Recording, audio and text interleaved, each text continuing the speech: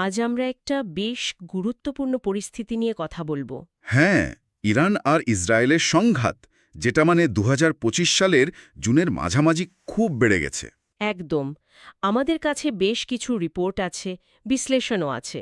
আমরা চেষ্টা করব মূল ঘটনাগুলো আর এর প্রতিক্রিয়া কি হলো, বর্তমান অবস্থাটা কেমন, সেটা একটু গভীরে গিয়ে দেখতে।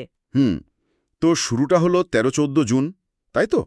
যখন ইসরায়েল প্রায় ২০০ যুদ্ধবিমান নিয়ে হ্যাঁ, ওই যে অপারেশন রাইজিং লায়ন। হ্যাঁ, অপারেশন রাইজিং লায়ন, ওদের লক্ষ্য ছিল মূলত ইরানের পারমাণবিক স্থাপনা, যেমন ধরুন নাতাঞ্জ। নাতাঞ্জ তো বটেই, তেহরান, তাবরিজের মতো শহরেও কিছু সামরিক কেন্দ্র টার্গেট ছিল। আর রিপোর্টে দেখলাম বেশ কয়েকজন গুরুত্বপূর্ণ আইআরজিসি কমান্ডার, মানে রেভলিউশনারি গার্ড কোর এর সদস্য আর কিছু বিজ্ঞানীও নাকি নিহত হয়েছেন। হ্যাঁ, সেই খবরটা সত্যি।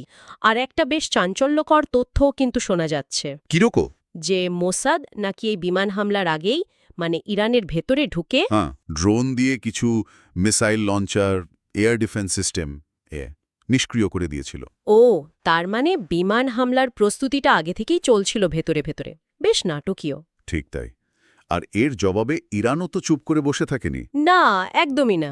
১৩ থেকে ১৬ জুনের মধ্যে তারা অপারেশন ট্রু প্রমিস ৩ নামে একটা বড়সড় পাল্টা হামলা চালায়। হ্যাঁ, প্রায় ১৫০টার বেশি ব্যালিস্টিক মিসাইল আর শখানেক ড্রোন, তাই না? হ্যাঁ, প্রায় ওই রকমই। সরাসরি ইসরায়েলের দিকে ছোড়া হয়। এটা বেশ বড় মাপের প্রতিশোধ ছিল। যদিও ইসরায়েলের এয়ার ডিফেন্স আয়রন ডোম বা অন্যান্য সিস্টেম বেশিরভাগই রুখে দিয়েছে। হ্যাঁ, বেশিরভাগই। কিন্তু সব তো আর আটকানো যায়নি। ঠিক, কিছু মিসাইল তো Tel Aviv, Haifa, Petah তিগভা, Baat ইয়ামের মতো জনবহুল শহরে পড়েছে। পড়েছে।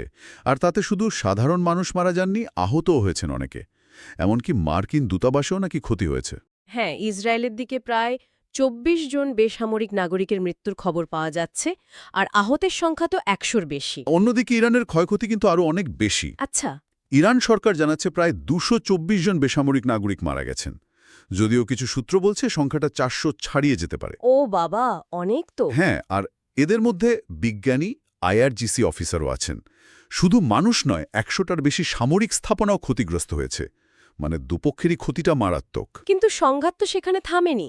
১৬ জুন ইসরায়েল আবার হামলা করে, তাই না? হ্যাঁ, আবার। এবার টার্গেট ছিল ইরানের আরও কিছু সামরিক স্থাপনা আর গুরুত্বপূর্ণ অবকাঠামো। যেমন ধরুন তেলের ডিপো। আর তেহরানে যে রাষ্ট্রীয় টিভি ভবন আছে, সেখানেও হামলা হয়। কিছুক্ষণের জন্য সম্প্রচার বন্ধ ছিল। পরিস্থিতিটা ক্রমশ আরও জটিল হচ্ছে। একটার পর